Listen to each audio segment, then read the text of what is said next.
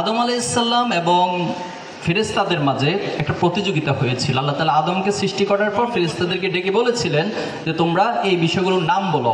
তখন ফেরেশতারা বলেছিল সুবহানাকা লা ইলমা লানা ইল্লা মা আল্লামতানা ইন্নাকা আনতাল আলিমুল হাকিম, যে আল্লাহ আসলে আপনি আমাদেরকে যা শিখিয়ে দেন এর বাইরে কোনো কিছু শিখার সামর্থ্য আমাদের কাছে নাই।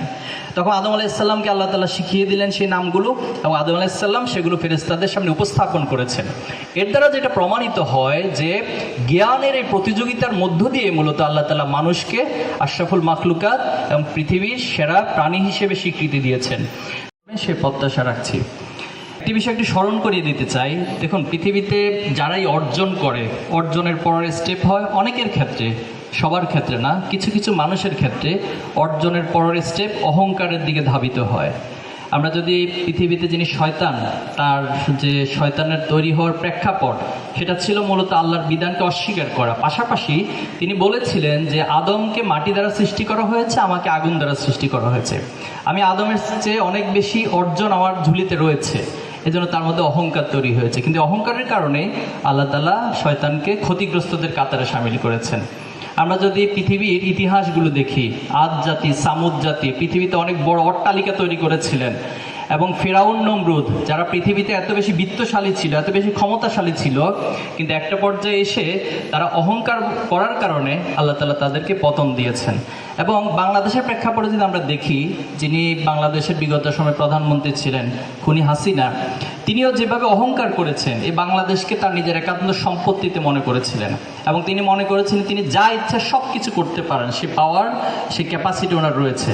কিন্তু একটা পর্যায়ে আমরা দেখেছি যে অহংকার এবং জুলুমের মধ্য দিয়ে মানুষের পতন নিশ্চিত হয়ে যায়।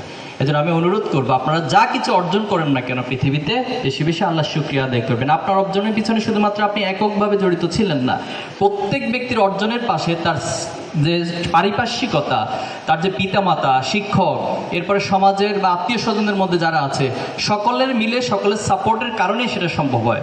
ফাইনালি আল্লাহ তাআলা হয়তো আপনাকে কবুল করেছেন, এজন্য আপনি অর্জনগুলো করেছেন। এজন্য আমার মেসেজ হচ্ছে আপনাদের প্রতি, জীবনে যত অর্জন করুন না কেন তত বেশি আল্লাহর কাছে শুকরিয়া আদায় করবেন। ফাইন শাকারতুম লাযিদান্নাকুম, আল্লাহ তাআলা আপনাকে আরও বাড়িয়ে দিবেন।